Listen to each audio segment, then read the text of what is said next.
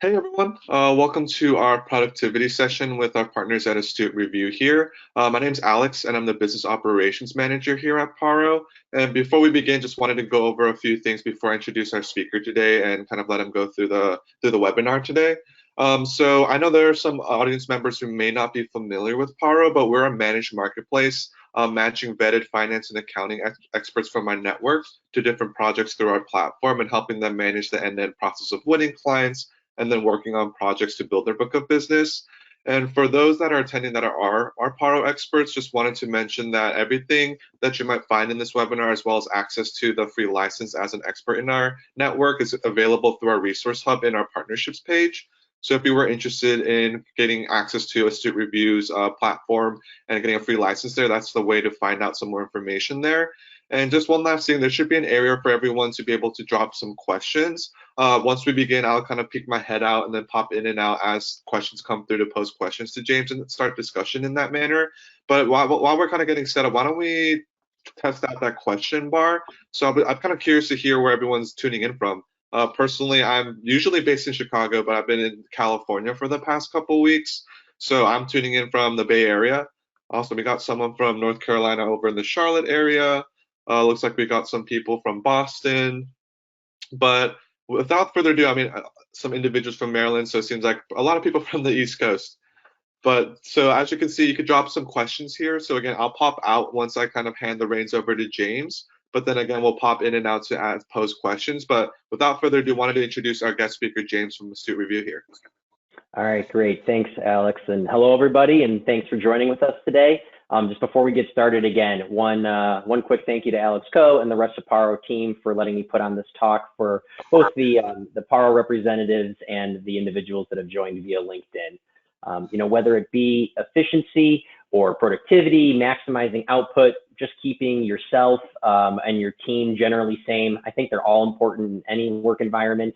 I think this is going to be especially true as our personal lives and work lives continue to merge and intermingle throughout the day. As we ever head back into this, new normal and get back into the office again, I think a lot of the things that we've, learned or done about working in this kind of remote environment is going to persist. And my hope today is to talk through just some high level concepts about how to view human capital and, more importantly, time as it relates to, making sure that independent consultants and organizations outperform the market, their peers, etc. So quick intro on me. Just want to give a little bit about background as it relates to founding Astute Review and why I'm hopefully qualified to talk to you all today about being as productive as you possibly can be. I started my career doing business valuation work for KPMG. My background's in finance. During that time, I gained some great technical knowledge, but wanted to move more into an MBA and strategy role. And how that relates to Astute, during my time in KPMG, I spent a lot of time in PowerPoint, a lot of time in Excel. And I think in general, I just felt overworked and underappreciated.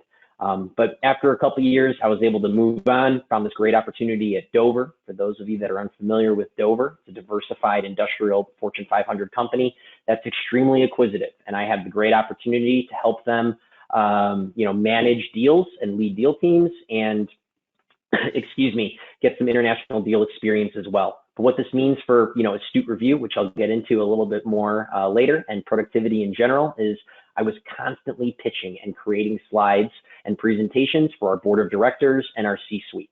Again, we were an old school, or they are an old school industrial manufacturing company. And, with a lot of portfolio businesses, and I'm stereotyping a bit, but you can only imagine what the VP of sales for a garbage truck manufacturing company was going to be sending my way in terms of deliverables or slides or Excel models to put in front of the C-suite or board of directors. So that resulted in me spending, way too much time, too late in my career, in my opinion, doing a lot of kind of grunt work at night. I wore a lot of hats. I ended my career at Dover as a director, managing and leading a lot of deal processes, again, nationally and internationally. But I spent a lot of time and nights, as an analyst on the couch next to my wife working, or, at a hotel or hotel bar somewhere throughout the world, making sure everything looked as, polished and professional. And that brings me on to Astute Review. So Astute Review is a software company. You can think of us like Grammarly or Spellcheck, but for formatting in PowerPoint. Essentially what we do is we help consultants, bankers, corporate finance professionals sales teams, marketing teams, make sure that their employees are creating meticulously formatted, on-brand, and legally compliant slides as possible, while also saving them, about 60% of their time along the way for like a Grammarly or spell check, but for PowerPoint formatting. And how does that relate to our discussion around time? Basically at Astute Review, So that's just kind of my general take on it. Yeah. I wear a ton of hats. Details of what you're working on, the goal, and then at minimum. I think we're getting some feedback, Alex. I think I figured it out. All right, great. All right, can you all see my screen again? Is it back up and running? Cool. So 2 quick questions that are statements that I want to pose to everybody as you think about as you kind of go through this talk. First and foremost, what if you could get done more by Thursday at 10 a.m. than the rest of your competitors or peers could do in an entire week? What does that do for your ability to outperform the market? And as an individual, I think we're all pressed for time. We're juggling a million things between our work and personal lives. How much more could you get done if you had an extra hour back in your day? And my hope today is to, provide you with a kind of thought process and framework, as well as some real world hacks and tools that can really help you be more productive or your teams be more productive with their time. So what I'm going to talk about today relates to some research that was conducted by 2 Bain consultants, Eric Garten and Michael Mankins. I got to give credit where credit's due. I'm taking a lot of this kind of logic and tweaking it more for kind of real world applications, but their research showed a couple of things. Basically, they analyzed, companies over a number of years and their performance and tried to figure out, why certain companies outperform others. And what they found is that companies in general have been historically obsessed with financial capital allocation, with how to manage their money, but they spend little or essentially sometimes no time managing human capital or their human resources. And the best companies out there really think about how to manage human capital as it relates to a couple of things: time, the talent within the organization, and organizational energy. And what I mean by organizational energy is essentially think like an engaged or satisfied workforce. Money has been relatively cheap and has been for a long time. I know a lot of the Paro folks on the phone are coming from finance backgrounds. Anyone else that isn't coming from a finance background, if you got a house in the last year, think about what your mortgage rate is. They're at historical lows, or at the very least, think about the interest rate that you're getting in your checking or savings account. It's essentially zero. So money is very cheap to borrow. However, it is still extremely tightly managed and heavily scrutinized. Boards of directors. Think about boards of directors meetings and how many hours are spent kind of pitching to them about how to allocate money, what that means in terms of trying to generate shareholder wealth, or how investment is affecting your shareholders, or even on a more micro level, think about your P&L scrutiny around budgets, etc. But human capital, again, overlooked, and it's truly a commodity and scarce resource. You can literally not create, a 30-hour workday if you wanted to, but money is more abundant. The research showed that unless you unlock human capital, the utilizations of your teams or yourself as an individual consultant, you basically have no chance of growing as an organization, to put it pretty bluntly, or beating your peers. The research showed that managing money or managing capital over the last 20 years alone, if you isolate that, only equates to about 0.6% growth in GDP per capita, within the US. And what that means is that if you just focused on managing money itself, it would basically take 100 years to double the size of what you are or what the country is, again, in isolation. It's because a single idea can propel a company for a long period of time. I mean, we all know the Apples and Amazons of the world and what their inventions from employees within their company have been able to do in terms of create growth and value for people. And there's even just more nuanced or niche examples. One example I looked up the other day was Continental Resources. It's basically the company that invented horizontal fracking. Regardless of what you think about oil and gas and energy drilling, it was a technology that revolutionized, the industry. And it all came from an idea, from a person. That had the time and organizations that had the time and talent and energy to think about this stuff. And ultimately, the companies that did these 3 things the best, they outperformed their peers on an annual basis by over 40%, really sets them apart. And think about what that does in terms of compounding over time. Over the period of 10 years, you're going to be 30 times more productive than your average competitor or individual. And time is really the foundation of this all. Time leads to managing good talent. And time leads to good energy within an organization. And I encourage you, whether you work for a big company or you're working for yourself, to treat people as assets and not expenses. I think all too often, people are treated as kind of like an expense line item on that P&L. And people should be focused on trying to get a return out of your employees or yourself. And here's why. Because at the end of the day, a good person, whether it's an individual consultant or an employee, can be anywhere from 2 to 10 times as productive as the average person within an industry, if they're armed with the kind of right tools and right resources and making them feel motivated and engaged within your day. So if you think about investing in a $100,000 employee the right way, you can get anywhere from $200,000 to $1 million worth of output in them. That's a phenomenal return. And I think that's a really good kind of framework to think about as you go about managing your groups, or you're just yourself as an individual. How do I just make myself twice as productive as my billing rate? As an example. And so this slide shows a list of some of the top causes of, quote unquote, time drag within an organization. I'm not going to go through them at all, but, these are just high level areas where time is mismanaged. Excuse me. And think about what these buckets do in terms of affecting people within your organization or that energy or culture. If you don't supply your team with the right resources, or you give them the wrong tools, if you don't have a clear directive as an organization, or you're just generally disorganized as a person, working inefficiently, I think we all know at the end of the day, when we're doing something that's somewhat inefficient, we just got to take 2 seconds to think about it. And what bad cultures do as it relates to being a burden on people's time and flowing through an organization, or just how you perceive yourself as an individual consultant.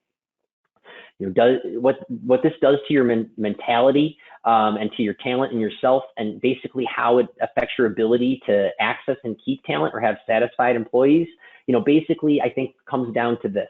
The bottom of the barrel, table stake needs to have a satisfied employee or be satisfied as an individual. Forget, even an engaged employee or even an inspired employee, is basically that you want to set them up with a certain set of tools, or meet a certain set of kind of table stakes goals for them. It's almost like the Maslow's hierarchy of needs for work. And basically it results, if you're able to meet these table stakes needs of having a satisfied employee or being satisfied with your work yourself, you'll be 45% more productive than a dissatisfied employee.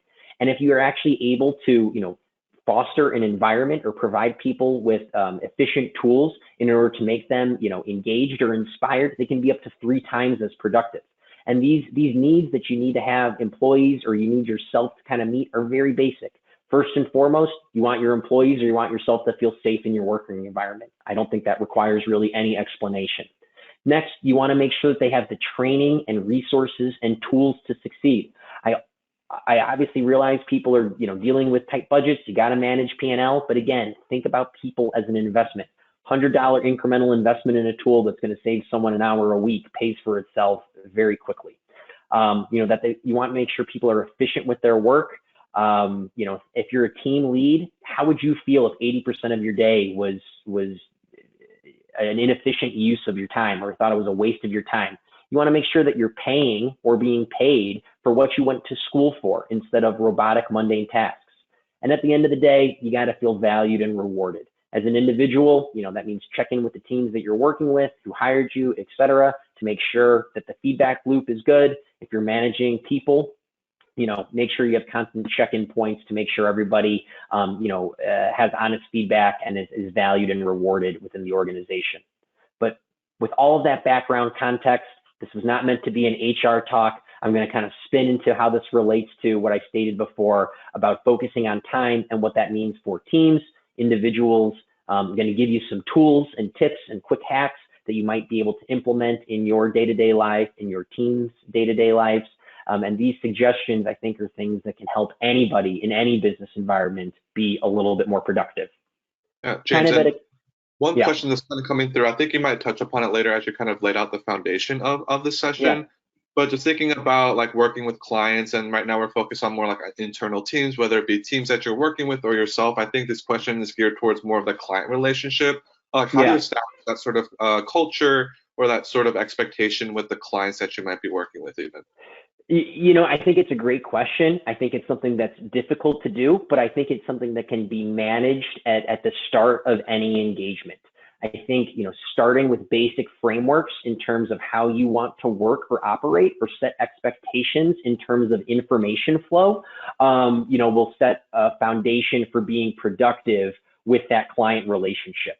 And I think I might provide some examples of tools that might be helpful to use.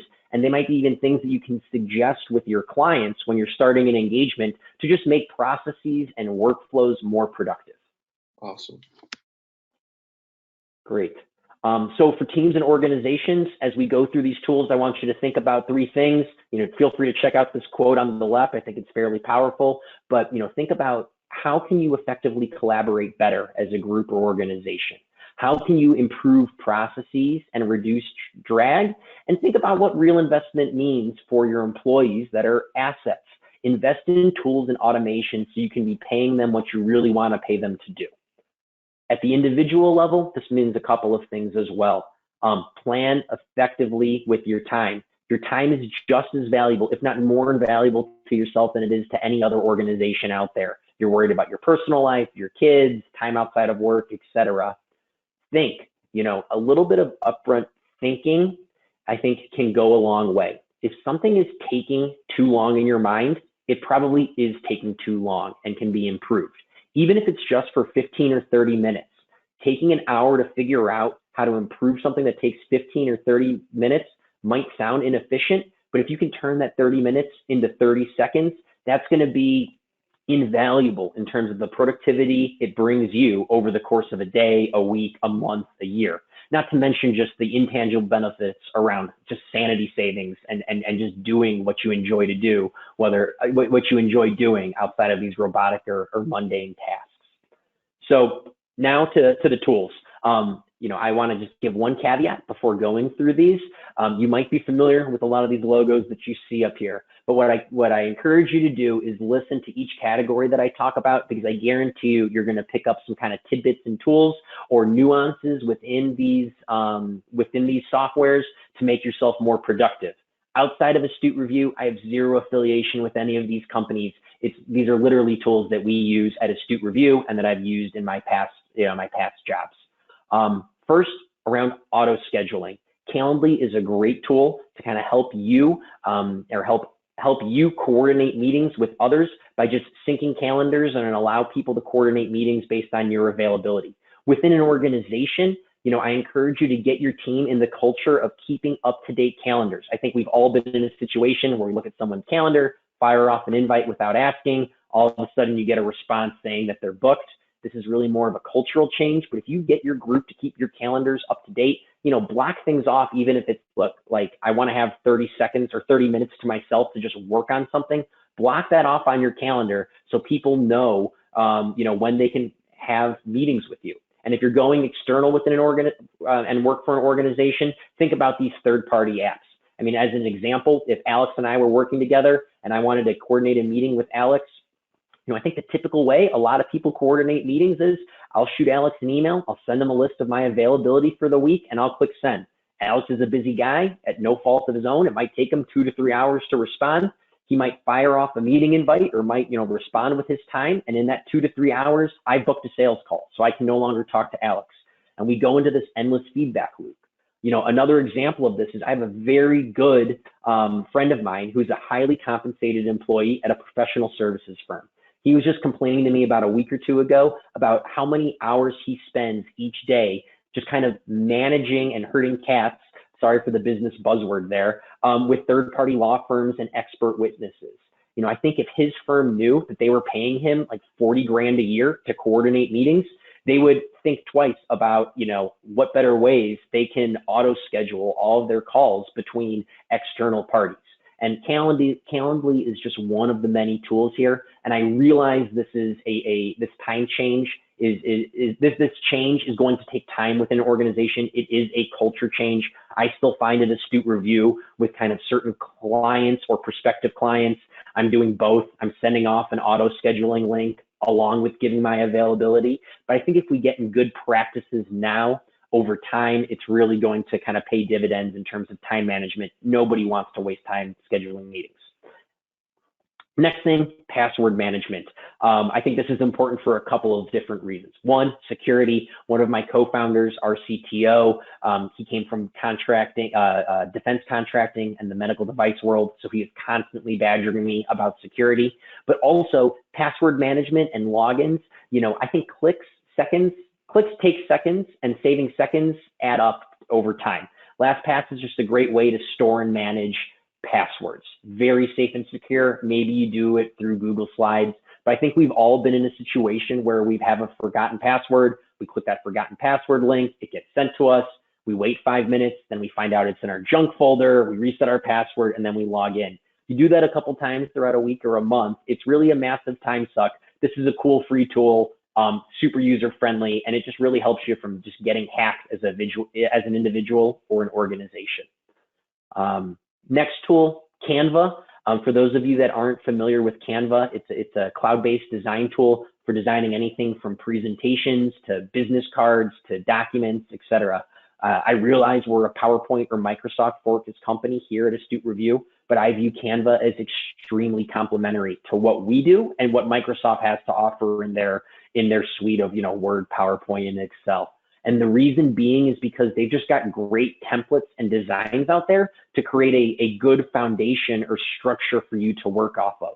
Looking at the list of participants that signed up externally from Paro or the folks from Paro on the phone, I realize we're all not designers. I'm getting a lot better based on, my time at Astute, but, we're not designers by trade, and it can take an exorbitant amount of time to make content and deliverables look the way that you want them to look. And this is just a good free or paid resource that you can utilize to build things, when you don't have time to pay someone or to send something to marketing to kind of beautify or polish up kind of a one-off presentation. These next two logos on the right, SharePoint and OneDrive, or in Google Docs, I realize we're all familiar with them, but I think there are just more powerful ways that they can be utilized for both version control and collaboration. And when I mean version control is, I can't tell you the amount of consulting firms and banks that we work with when we see documents sent from them that are, titled Paro doc _ JH edits _ version 23 and today's date.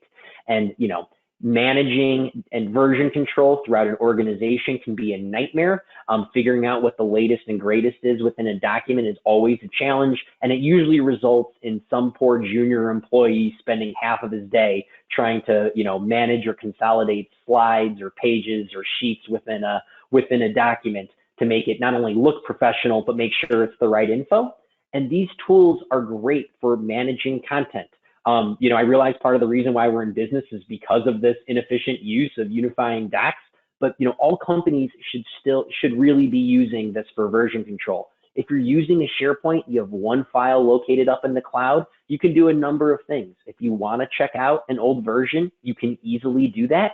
And if you want to collaborate, and I think this is something that not a lot of Microsoft users know, Microsoft has done a ton to drastically improve the ability to collaborate in real time with your peers using the desktop apps that are, I think, more powerful and better than anything that's in the cloud.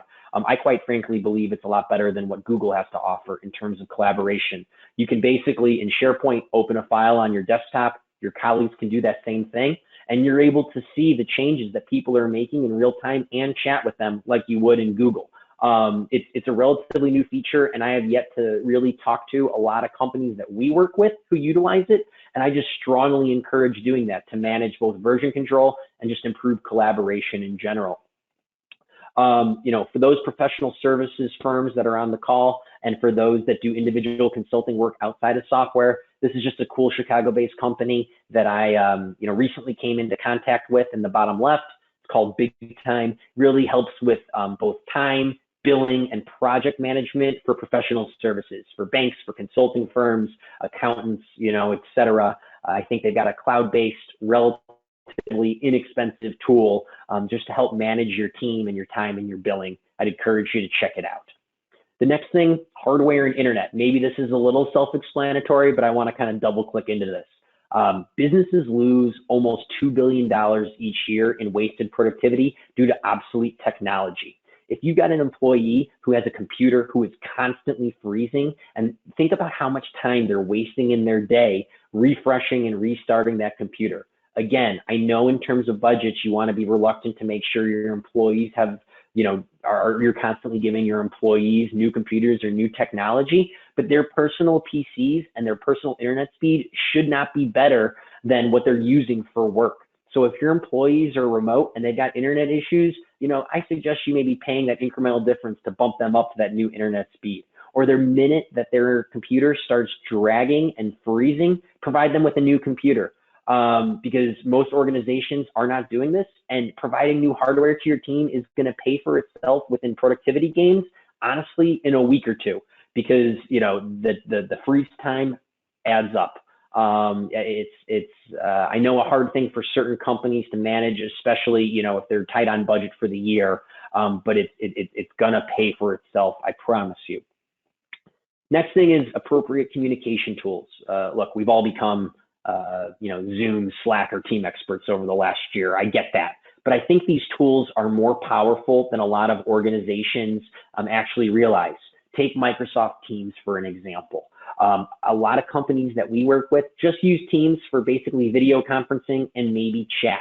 But death by meetings is still a thing in the remote world, and it's still going to be a problem for organizations going forward. I think companies have too many weekly, bi-weekly check-ins that drag on, and most of this can be communicated via chat, and also not clog your inbox with email correspondence. And what's great about these tools also is that they're able to integrate to a variety of different external platforms to make you even more productive. So don't just use tools like Slack and Teams as a chat tool, or Teams to schedule meetings. See how you can integrate it, see how you can collaborate documents, see how you can automate certain tasks with your team to stay more organized. It's really unbelievable how much value and productivity you're able to unlock if you spend some time learning about what these tools can do over kind of like the bare bones functionality that everybody's aware about. Next thing, shameless plug for Paro and the other outsourcing agencies out there. Whether you're an individual consultant or organization, you got to take advantage of the gig economy. At Astute Review, we utilize Upwork and have had great experience with it.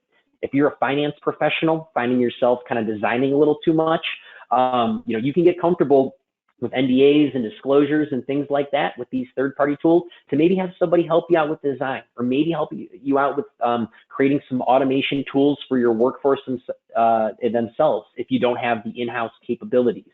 So I strongly encourage you to think about your employees or yourself, what your core competencies and expertise is, and spend a little bit of money outsourcing what you're not an expert in, just so you can be more efficient with your time. And if you're an individual consultant, if that means getting some junior employees below you to do some data crunching so you can take on more work and create more value, so be it, as long as it's within I guess the confines of the relationship you have with your clients, and everything is transparent.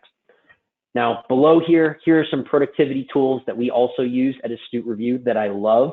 One that I've been using lately that has been saving me a ton of time emailing is the dictate function within Outlook. I've always been hesitant about voice recognition software, but honestly, this dictate function, I think it's more accurate than Siri, and it's a great way to respond to emails in, I think, a very colloquial, fast fashion. I wouldn't use this for, a very formal email that you need to send to a client, or a formal email that you need to send to your boss.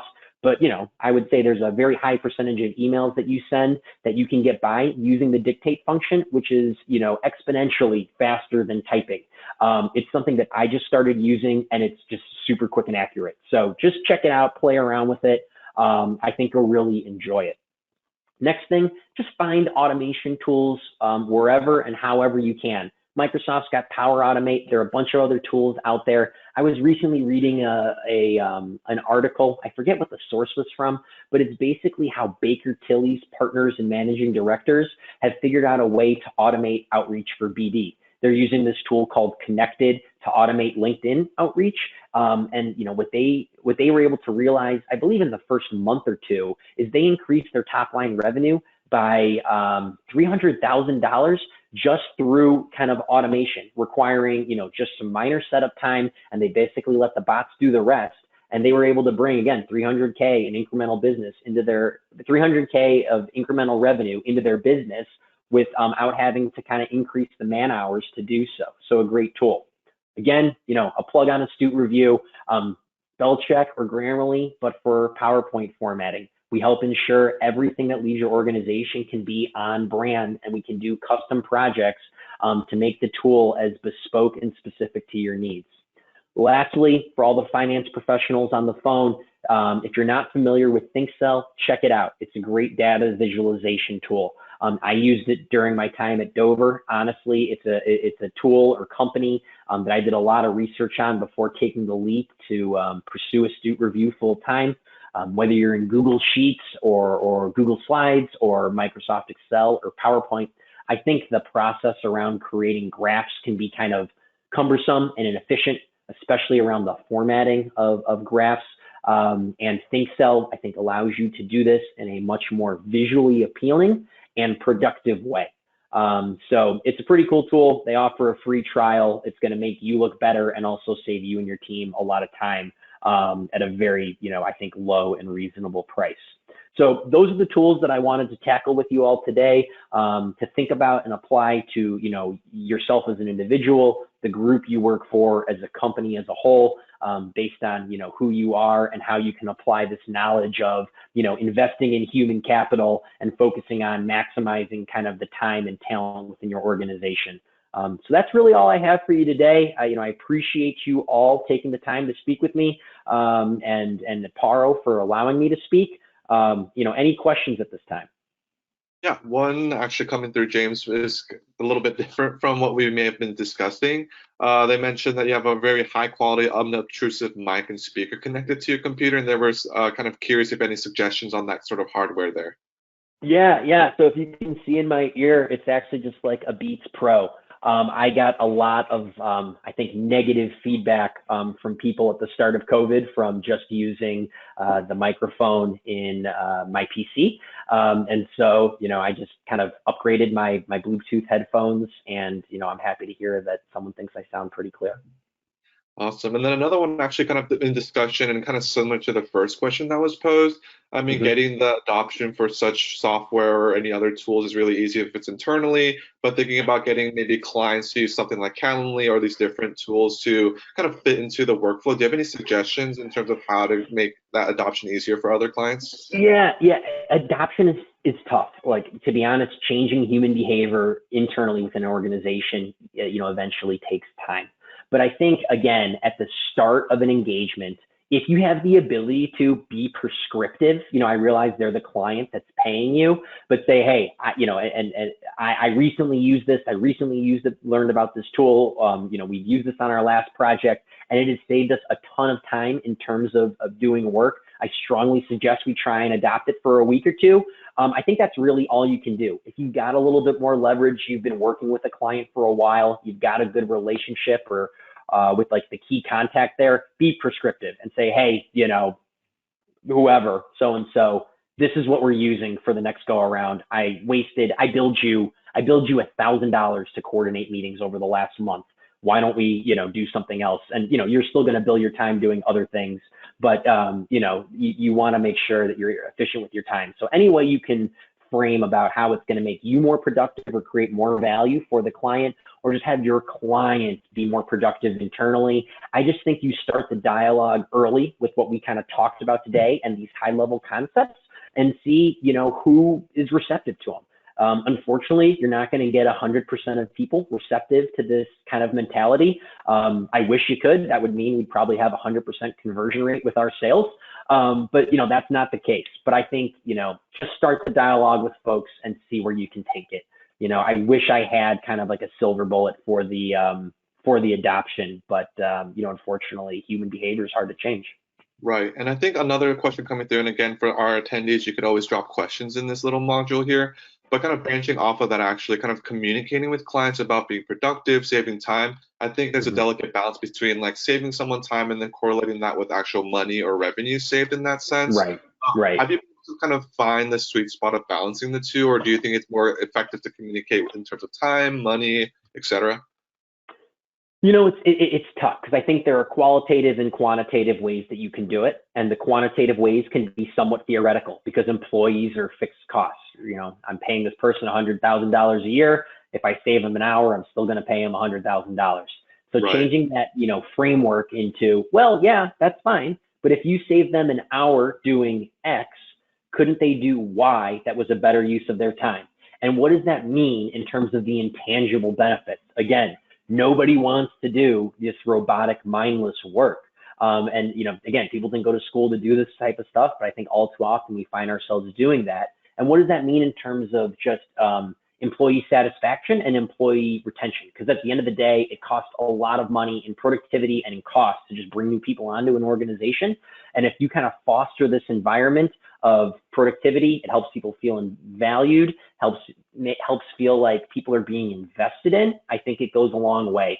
So I think those are the talking points that I would encourage you to kind of incorporate into your dialogue with your teams and with your clients and see where it goes. But I completely agree and hear you loud and clear. It's a delicate balance. The cost savings are somewhat, you know, theoretical. I mean, they're real, but you really have to kind of think about it, what it means. It doesn't mean, you know, bottom line dollars automatically. But if you can make an employee 50% twice as productive, 10% as productive, and conceptualize that, you know, I think a lot of people are going to be receptive to it. And if they're not, you know, I would argue you probably don't want to be working with them. Sure. And I guess kind of one last question that's coming through more specific to Astute Review. You may have touched it early on, so I'm assuming this individual may have tuned in a little bit later, but kind of thinking about Astute Review, can you give a little bit more information on Astute Review, maybe even like a use case of how you've seen someone leverage and utilize Astute Review? Yeah, for sure. So, you know, again, think of Astute Review like spell check or Grammarly, but for formatting in PowerPoint. We help make sure that content that, you know, leaves an organization is on brand, as polished as possible. So somebody before sending a presentation for whatever reason out to another individual doesn't have to manually go through and review documents to make sure that they're consistent and on brand. Here's like a great use case. You've got a lot of people working in, you know, a file. Everybody's got, you know, different styles and ways to go about creating PowerPoint presentations. I think regardless of the templates or processes you have in place, stuff inevitably gets messed up for a variety of reasons. One example would be if you're pulling a slide from that last engagement or an old client into the presentation you're working in, you know, stuff does not transition all that well. And our software automates the process of reviewing and updating your presentations to make sure it looks polished and on brand.